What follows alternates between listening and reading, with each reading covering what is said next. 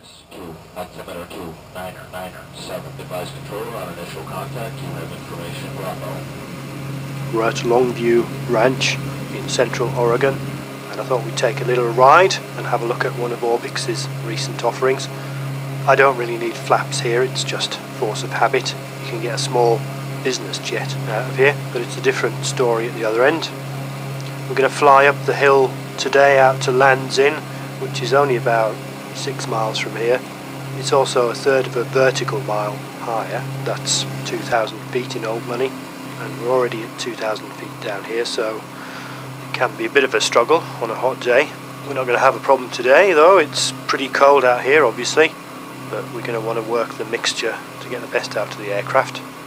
It's also pretty clear today, so there's no worry about getting lost. There's a vortac up on the hill right above the airport, so navigation's usually more about not bumping into things when the weather's marginal. So this airport's in a very picturesque valley, which in warmer months is surprisingly green thanks to artificial irrigation. It's not quite as green at this time of year, and that river's frozen over. That flat space alongside the runway incidentally is a float plane strip, and that's frozen too for now. You can actually land on that strip if you want, or indeed on the river. So there's a bit of photoreal scenery along the valley floor, although it's not so obvious with the snow. It's not that extensive either. This is one of Orbx's light airports, a budget one in other words. But the photoreal setting isn't as extensive as Israel's Farm or Walter Sutton's, but it still looks quite nice. I like all those little shacks and bridges along the valley, and they all get snow cover in winter. It's Orbx's snow flow, as they call it. So we're heading off up the valley and then making a left turn to point us up the hill. It's very scenic up here with all this snow around. This is a pretty arid landscape in summer. So we're heading for that flat spot just ahead of the nose and below that final ridge. Land's End's tucked in right against the hill, so we can only fly circuits on one side, but what we're going to do first is make a pass up the runway so we can get a look at the windsock. It's on the corner of that big barn down there. It looks like the wind isn't doing anything today, so we can land in the easy direction, which is slightly uphill. Bit of a tight turn there. You can imagine this is a little bit hazardous in marginal weather. We're heading uphill. Okay, Land's in. Let's take it down.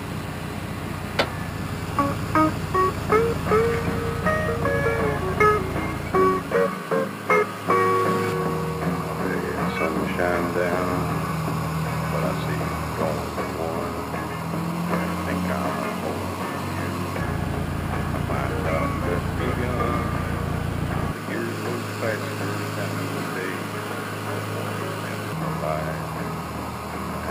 Where's the damp strip? Oh, there it is. Nearly disappears behind that little hump there.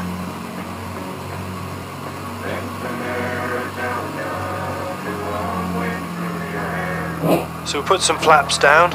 It's a long enough strip, 2,300 feet more or less, but as you'll see we don't always have all of that space to play with.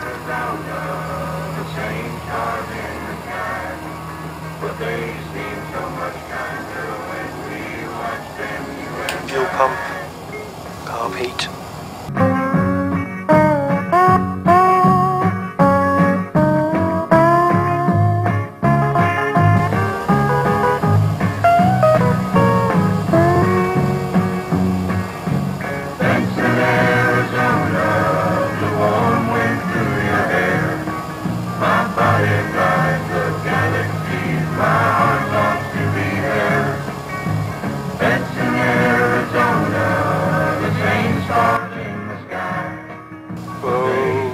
Tight. Get out of the way, you silly cow. Now the years roll us It's a bit apart. bumpy. I'm young and now you're old, but you're still in the heart, and the memory won't grow cold. Dream of times Left that a little bit late. far behind, where we spent our last few days. Lessons on my mind. So there you go, Longview Ranch OG39, and lands in 49 OR. A nice round trip, and quite challenging in the summer with a Piper Cub, and real challenge in marginal weather. Lands in particular is my kind of strip, but unfortunately it's currently miles from anywhere else in the Orbx universe, but good fun nevertheless, and a bit of a demonstrator really for the new creature flow